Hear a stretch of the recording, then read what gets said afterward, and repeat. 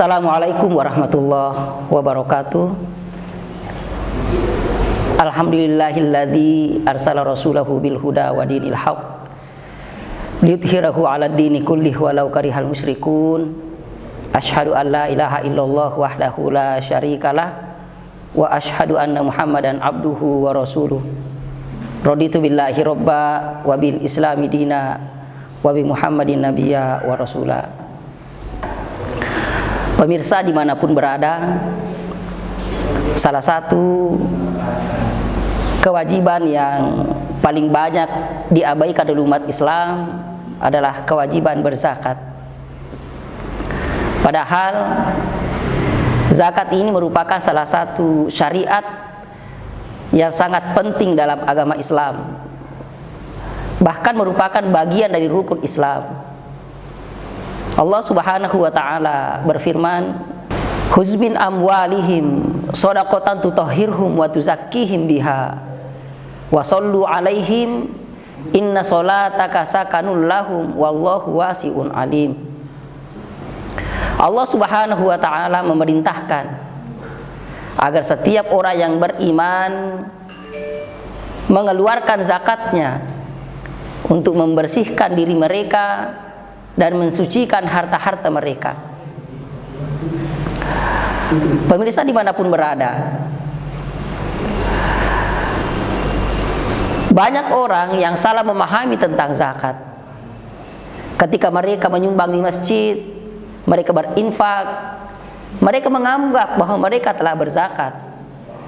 Padahal sesungguhnya zakat ini adalah syariat yang memiliki ketentuan-ketentuan yang telah digariskan oleh Allah dan Rasulnya.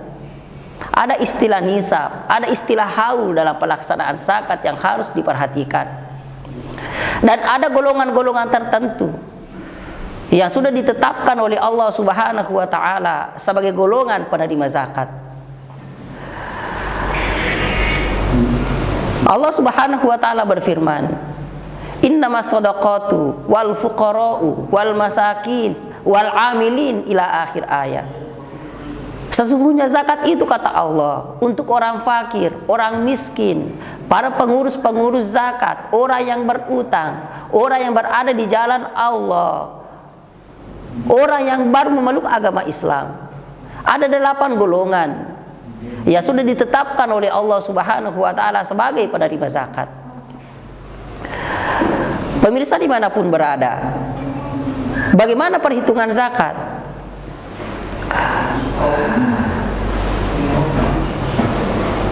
Zakat harta itu memiliki perhitungan tersendiri.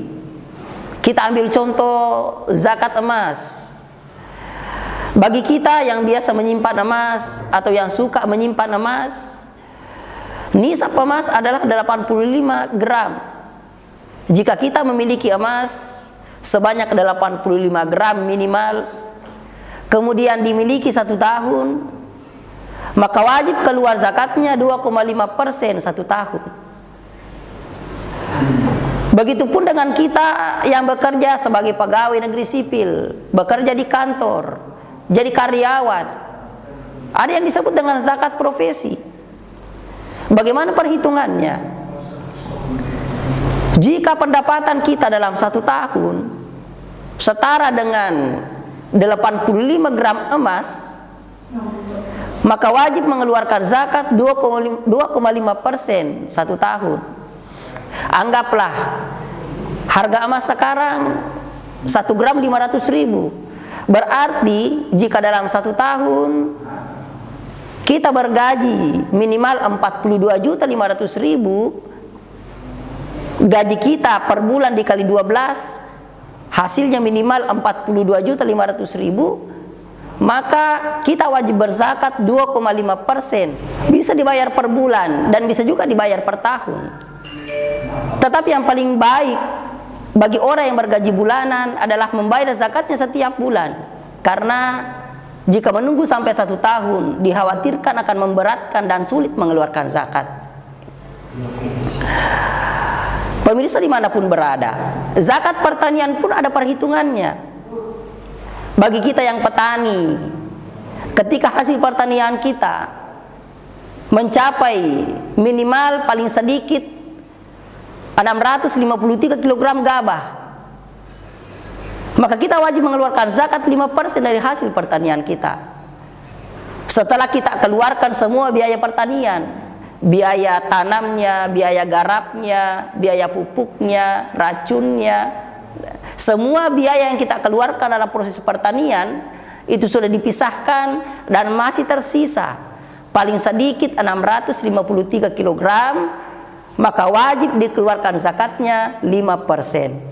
Ya, harus dikeluarkan jamaah sekalian. Bagaimana jika tidak dikeluarkan? Allah Subhanahu wa taala mengingatkan kita dalam Al-Qur'an, yauma yuhma 'alaiha fi nari jahannam fatukwa biha wajibabuhum waduhuruhum. Bisa diulang? Mana kalau lupa ayatnya?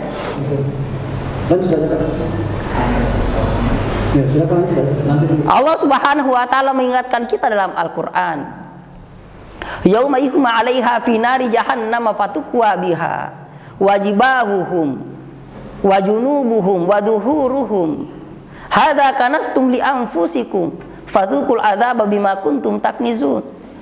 Orang-orang yang enggan mengeluarkan zakat dari harta-hartanya diingatkan oleh Allah Subhanahu wa taala, mereka akan dikumpulkan di dalam neraka, kemudian harta mereka dijadikan sebagai setrika, kemudian akan dilengketkan di punggung mereka, di pinggang mereka, dan dikatakan kepada mereka, hadza kanastum li anfusikum. Inilah harta yang dulu kamu tumpuk-tumpuk, yang tidak mau kamu keluarkan zakatnya. Fadzuqul adzaba bima kuntum taknizun. Rasakanlah azab atas apa yang kamu tumpuk-tumpuk itu. Selain dari itu jemaah sekalian, orang yang enggan mengeluarkan zakat, maka Islam mereka tidak akan sempurna, karena zakat itu bagian dari rukun Islam. Dan yang kedua, ketika mereka memakan semua harta itu, mereka akan memakan harta yang haram, yang tidak berhak mereka makan. Dan yang ketiga, mereka menzolimi saudara-saudara mereka, saudara-saudara muslim, yang 8 golongan yang sudah diatur oleh Allah Subhanahu wa ta'ala. Karena ada hak mereka yang dititip oleh Allah Subhanahu wa ta'ala melalui harta-harta kita. Pemirsa dimanapun berada, bagaimana mengeluarkan zakat kita? Bisa dikeluarkan secara pribadi-pribadi kepada keluarga kita, orang-orang yang kita kenal berhak menerima zakat, dan bisa juga melalui lembaga amil zakat.